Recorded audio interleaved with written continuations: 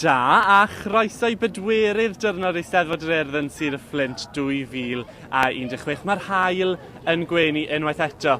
A fi dal wrthi'n chwilio am fashionista Eisteddfod. A chymod be, fi'n meddwl bod fi wedi dod o hyd i un heddi. Mae'r ddoi o ni yn gwisgo yn glysus hael ni fel fatha divas. Sneb yn edrych yn ein llyged ni bore yma, os y Chloe. Mae Chloe'n dod o Rhondda, siwr i ti Chloe? Fi'n iawn, diolch. So ti wedi dod lan, beth i ti'n neud ar Eisteddfod heddi? Fi'n gwylio chwaer fi'n cystadlu heddi, wedyn cystadlu fori, so... O, na lesh, beth mae dy ward yn cystadlu'n heddi, a beth i ti'n neud fori? A mae'n chwaer fi'n neud deiawd heddi, a côr 79, a parti merched, a fi'n neud 19 deiawd a côr fori. Oh my gosh, ti'n prysur iawn, ti'n Chloe. Rhy prysur i feddwl am wisg o beth byswn ni'n meddwl, ond ti yn edrych yn amazing. Ti'n ma, mae'r cot me, ti'n addas iawn ar gyfer Eisteddfod. Ti byth yn gwybod, fel fi wedi gweud sawl gwaith o'r blaen, beth mae'r tywydd yn mynd i wneud.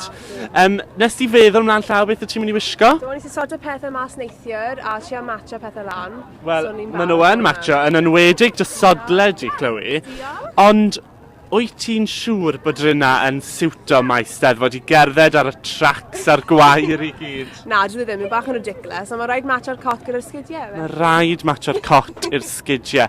Yn anffodus, fi ddim yn matcho o gwbl heddi. Cocons fi, maen nhw'n frwnt erbyn ddiwedd yr wythnos. Ond symud, o'n i'n matcho chydig gyda patches fi a phob dim. A mae'r cot ma'n amazing, achos mae fe gyda rhyw puffed ar yr ysgwyddau, a mae fe'n tapered round y back. So ti yn edrych yn amazing. A wedyn ni, accessories ti, fel fi'n gweud glysus hael, fi'n mynd i dynnu'n off, bod chi yn gallu gweld lle gen i, ni ddim yn divas, really, ydyn ni, Chloe.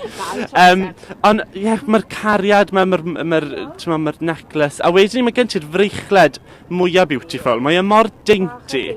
Wyt ti'n meddwl am pethau fflyn pan ti'n rhoi dy wisg ti mlaen? A dw, ie, fi'n hoffi pethau dainty a pethau air, ond, Arian? Arian, ie. Fy'r yna'n Arian. Ie, o'n i'n mynd i gwisgo Pandora fi, mae'n rhy drwm, felly, ie. Drwm? Dwi'n mae'n meddwl am bopeth, mae'r Pandora yn rhy drwm am faes yr Eisteddfod. I love it, Chloe, I love it. Ond fi'n clywed bod ti'n mynd i fod yn brysur iawn blwyddyn nesaf.